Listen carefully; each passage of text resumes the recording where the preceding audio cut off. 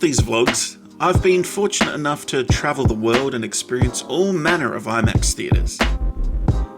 I've also been fortunate enough to introduce a few people to the wonders of IMAX. In this video, I return to one of my first IMAX theatres, which in recent years has had a bit of a glow up.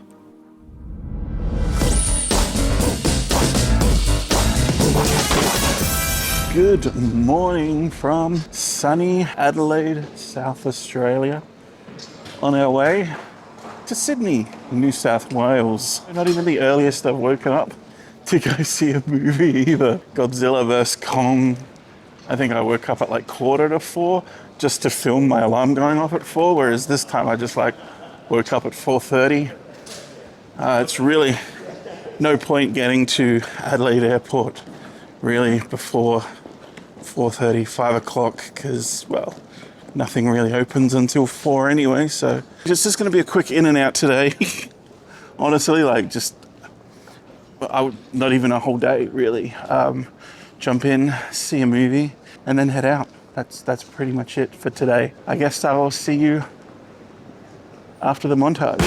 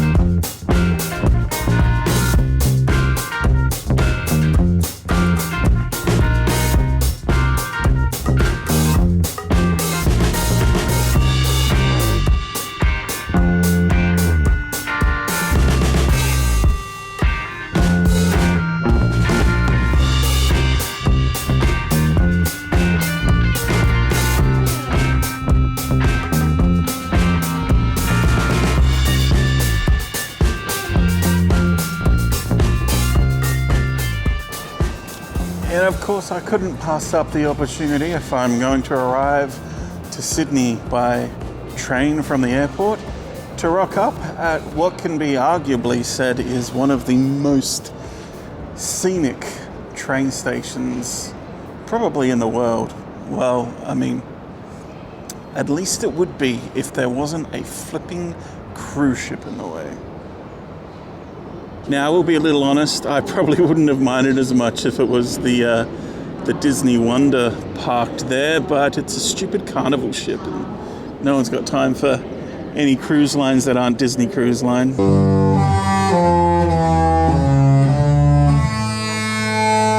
I mean, just imagine an uninterrupted view of the Sydney Harbour Bridge there to your left and the Opera House there to your right.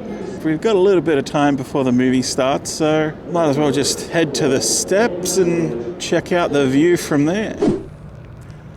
From my short time living here, long ago, in another lifetime it seems, I remembered that one of the best spots to get a view of both the Opera House and the Harbour Bridge was up here in this little section of the Botanic Gardens by Government House. Now granted, you are behind a fence, so you can still get that panorama view, and if you still want to get that shot of you there, I guess you want to get down where all the people are as well, but not too bad a spot at all. Not at all. But, yeah, speaking of being down where the people are, there is a staircase that you can go just over here, which will take you down to where all the normies and tourists are. And from down here, you can truly actually take in the size of the complex itself. It is massive, and this is all that you can see above ground. There's also a lot of the complex below ground as well. It's insane. And also just on the other side of the harbour from the Opera House is Luna Park. Sadly, not enough time today to get some coaster credits in. Maybe one day on another visit we'll go and do some rides. And maybe also one day we'll do a bridge climb. But if we have enough time after the movie today, we'll definitely scale a Sydney landmark of some sort. But that will probably be its own little separate video. For this one though, it's about time that we continued on to the IMAX. And when you're in Sydney, you might as well do it in style. Well, comparative to the transport options we have in Adelaide anyway.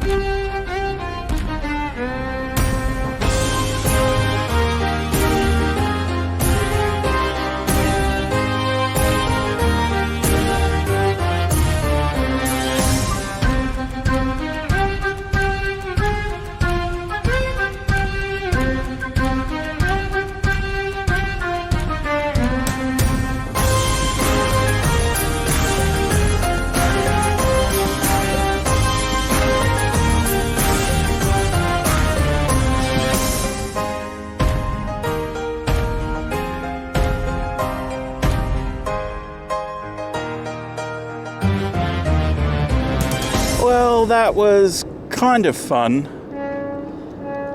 I understand, I guess the waters in the harbour here are a little more choppy than what they would say on the Brisbane River or something like that. So having to remain seated while the boat is moving is kind of understandable. So fair enough. It is hot today. Back in sleepy old Adelaide, it would be a nice 19 degrees and cloudy. Here it's currently 25 and warming up to be 30 degrees and sunny. So I wouldn't be surprised if I finish the day off and wake up tomorrow as well.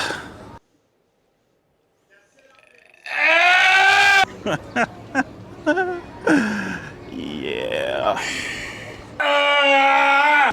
And there she is.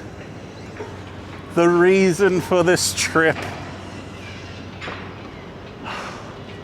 It's even more, I don't know what the word for it is. Stunning, perplexing, intriguing. So not this one, but the original IMAX Sydney opened back in 1996, at which point then it was the world's, not just the world's largest IMAX screen, but the world's largest screen altogether by area. When it closed down in 2016, it then gave that title to my usual regular IMAX at Melbourne Museum, which then became the world's largest screen, until in 2021, when IMAX had well and truly gotten into their IMAX stage, where they decided to build 1x9x1 screens. The Traumpalast in Leonberg in Germany, that then became the world's largest screen. However, to me, Melbourne is still the world's largest IMAX screen, because when it comes to IMAX, it really comes down to the GT, the Grand Theatre format, which is the true essence of IMAX. And that's what this one is here. So this one here is still the second. It's not as big as when it first opened. In fact, I think it's only less than half a metre area-wise smaller than the one at Melbourne Museum, but still smaller nonetheless. Well done, Melbourne. You still have something over Sydney. My first IMAX film was probably back in, I think, 98 or 99, when Adelaide had their IMAX. Yes, Adelaide had an IMAX. It opened in 1998, but like all good things in Adelaide, it closed pretty soon after. In fact, within 5 years, closed in 2002. Up to that point, it really only showed documentaries, and my first film that I saw in IMAX was a documentary on 3D animation. Ironically, it was in 2D. Because it was only a 2D IMAX screen. It's probably another reason why it closed down pretty soon. If it could only hold out that 2 more years when IMAX started showing feature films, maybe, just maybe it would have lasted. Because the last film I saw in Adelaide was Fantasia 2000. And then in 2004, after I finished high school, I started traveling all over the place. And one of those places was here. And in 2004, my first IMAX experience here at Sydney was the Polar Express in IMAX 3D. And then after that, in 2007, while I was living here in New South Wales, was Spider-Man 3.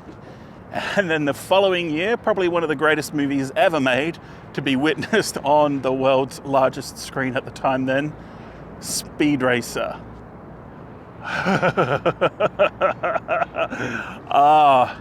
Oh my goodness, seeing it on that screen was insane.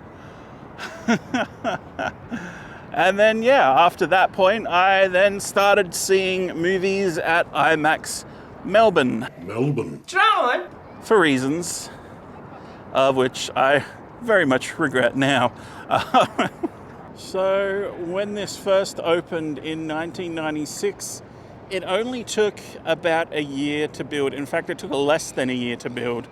For this new one, inside of the hotel, from closing in 2016, it took 7 years for this to finally be completed. After long delays, not which 4 of its constructors went into bankruptcy to then finally reopen in October of 2023. Sadly, it's no longer an independent cinema. It's operated by event, which means, of course, higher ticket prices, but that's primarily due to them not putting in as many seats as last time, and basically, just focusing on more premium features like seating and private booths and that sort of thing.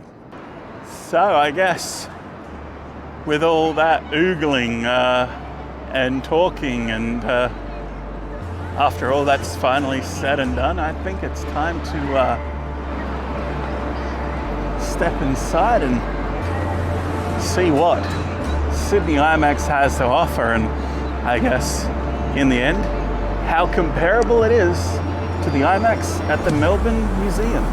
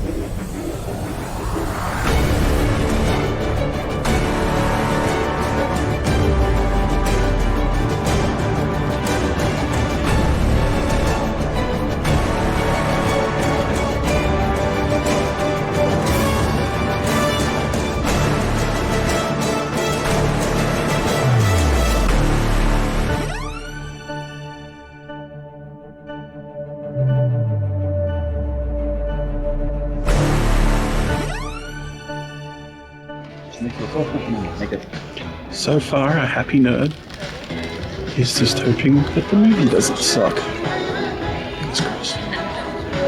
2 hours later. Well, thank you for joining me on my journey from Adelaide to Sydney to see Tron Ares here at the IMAX Sydney. thoughts on the movie, I'll put them in another video. The theatre itself though, where I was sitting in G15, 10 out of 10. Volume was perfect, field of view was perfect, exit signs weren't in that annoying spot like where they're just glaring at you. Unfortunately, it's a thing in Australia, we have really stringent exit sign legislation here, but thankfully it didn't get in the way of the presentation here. I've heard a lot of people complaining about it, but where I was sitting, it was fine. As I said earlier in the video, the theatre itself is more of a premium theatre than a lot of IMAX GT auditoriums are. Where I was sitting, it wasn't a recliner, it was just a standard plush seat. However, there are, as you can see now on the screen, little private booths where you've got full recliners. Not only that, but you also have a bar fridge with complimentary Coca-Cola beverages. But they're in the corner of the theatre. And I know IMAX always say, you know, there's not a bad spot in the house, but it's definitely not a place where I would sit and watch an IMAX film. Yeah, especially one that's in 3D. Sweet spot definitely would be in the G section, like in the middle of the auditorium there. There are also seats like right at the front, like we'd be like that for the whole presentation, and definitely not for me. Well, that's where we'll leave it for this video. Thanks everyone for watching and coming along if you've made it this far. Thanks. If you've made it this far and haven't hit the subscribe button, hit the subscribe button, hit the like button. There's plenty more videos coming up, and I hope to share them with you. On that note, everyone, au revoir.